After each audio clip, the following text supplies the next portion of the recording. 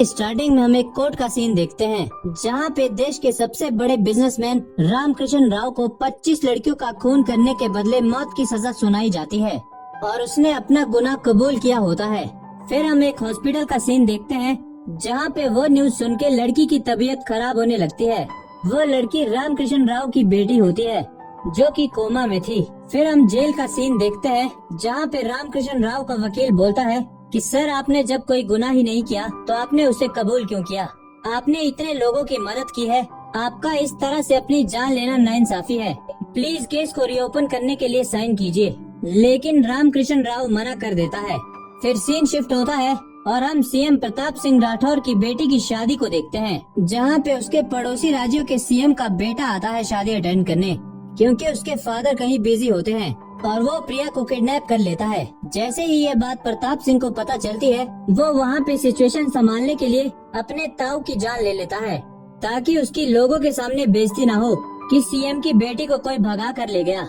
जिसके बाद हम हैदराबाद के सीएम को देखते हैं जो अपने एक आदमी हटेला को मरवा देता है क्योंकि वो उसके सिर पे चढ़ने लगा था। तभी उसे सीएम राठौर का फोन आता है। वो कहता है कि तू दोस्ती के नाम पे आस्तीन का सांप निकला, तूने अपने बेटे को भिजवाकर मेरी बेटी को किडनैप करवाया, मैं उसे जान से मार दूंगा। हैदराबाद का सीएम कहता है कि तू हैदराबाद में कदम रख के दिखा। तभी उसका बेटा प्रिया को लेकर वहाँ पहुँचता है और सीएम उससे कहता है कि तूने मुझे ये पहले क्यों नहीं बताया, चल छोड़, मैं देख लूंगा। जिसके बाद सीएम राठौर जेकब को सीएम के बेटे को मारने हैदराबाद भेजता है। फिर वो एक फंक्शन में उसके बेटे को मारने की कोशिश करता है। उसका प्लान होता है कि वो भैंसों को इंजेक्शन लगाकर वहाँ पे हुड़दंग करेगा, लेकिन वहाँ पे राम की एंट्री होती है जो उसके इस प्लान को फेल कर देता है और वो भैंसों से सीएम को बचाता है। फिर हम श्री लीला को देखते हैं जो कि हैदराबाद के सीएम रंजीत रेड्डी की बेटी होती है। फिर हम कॉलेज का सीन देखते हैं जहाँ पे हमें पता चलता है कि श्री लीला और राम एक ही क्लास में पढ़ते हैं। टीचर सब बच्चों से पूछता है कि तुम लोग क्या बनना चाहते हो, और जब राम की बारी आती है वो कहता है कि वो सीएम बनना चाहता है। और क्लास के बाद श्री लीला उससे पूछती है कि तुम सीएम के बारे में क्या बकवास कर रहे थे। राम कहता है मैं अपने होने वाले ससुर को कुछ भी कहूँ। श्री लीला कहती है कि तुम उसकी बेटी को जानते भी हो। राम कहता है कि वो मेरे ऊपर पूरी तरह से फिदा है। उसे नहीं पता होता कि श्री लीला ही सीएम की बेटी है और वो उसे एवरेज कह देता है। जिसके बाद वो घर जाकर बस यही सोच रही होती है और अपने भाई को बताती है। वो उसे पब चलने को कहता है ताकि वो ये सब भूल जाए। लेकिन जिस पब में वो जाते हैं राम भी वहाँ पे अपने दोस्तों के साथ होता है। फिर वहाँ पे पार्टी के बाद दोबारा जेकब सीएम के बेटे को मारने की कोशिश करता है, लेकिन राम अनजाने में वहाँ उसे बचा देता है और इस तरह जेकब उसे मारने का दूसरा मौका भी खो देता है। फिर रामकृष्ण की बेटी से मिलने एक प्रदीप मल्होत्रा नाम का आदमी आता है और वो डॉक्टर से कहता है कि ये किसी भी हालत में मरनी नहीं चाहिए।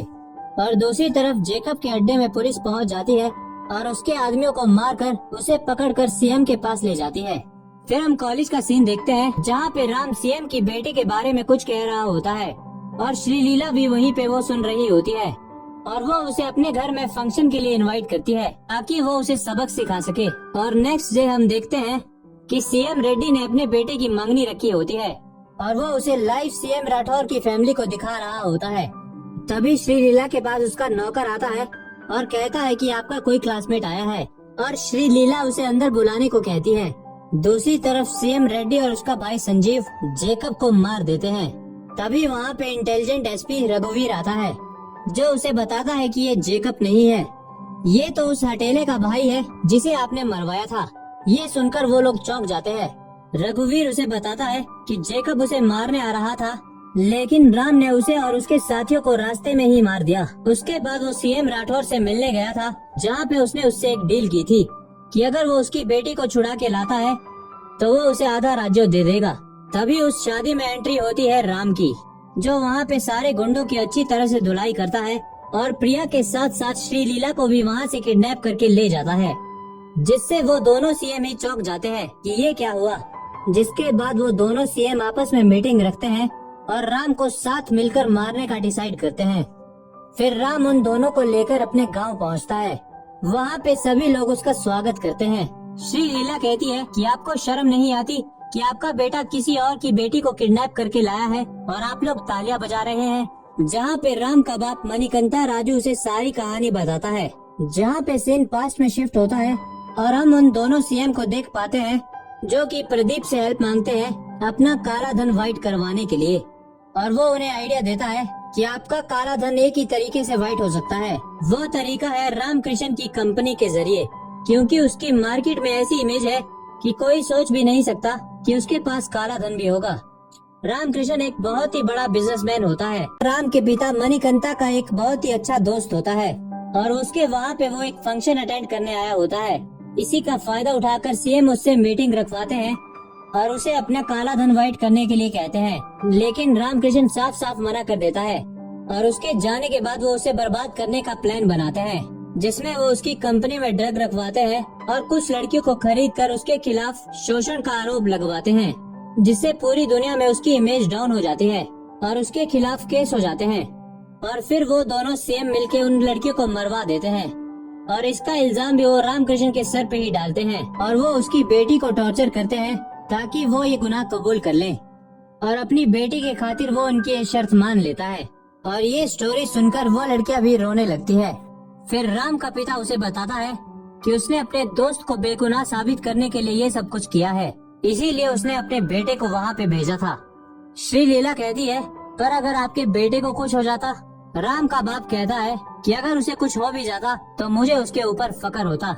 जिसके बाद मणिकांत राव उन दोनों सीएम से मिलने जाता है और उन्हें अपने गांव में एक पूजा के लिए इनवाइट करता है और वो कहता है कि वहाँ उन्हें अपने गुनाह भी कबूल करने होंगे। ये कहकर वो वहाँ से चला जाता है। जिसके बाद वो दोनों सीएम मिलकर उसके गांव में अपने गुंडों को भिजवाते हैं राम और उसकी फैमिली को खत्म करवाने के लिए, लेकिन राम उनके गुंडों को वहाँ पे चुन चुन के मारता है। फिर हम देखते हैं कि रामकृष्ण राव का वकील उसके पास जाता है और उसे बताता है कि उसकी बेटी अब सेफ है, अब केस रीओपन करने के लिए साइन कर दीजिए। जिसके बाद केस रीओपन हो जाता है और उन दोनों सीएम को रघुवीर ये खबर बता देता है। वो ये भी बताता है कि रामकृष्ण की बेटी अब सेफ है और उन्होंने मल्होत्रा को भी किडनैप कर लिया है। जिसके बाद वो दोनों अपनी पलटन को लेकर राम के गांव में जाते हैं। वो अपने साथ रामकृष्ण को भी ले जाते हैं। वहाँ पे राम और उन दोनों सीएम के बीच फाइट होती है और सीएम के आदमी उसे घायल कर देते हैं।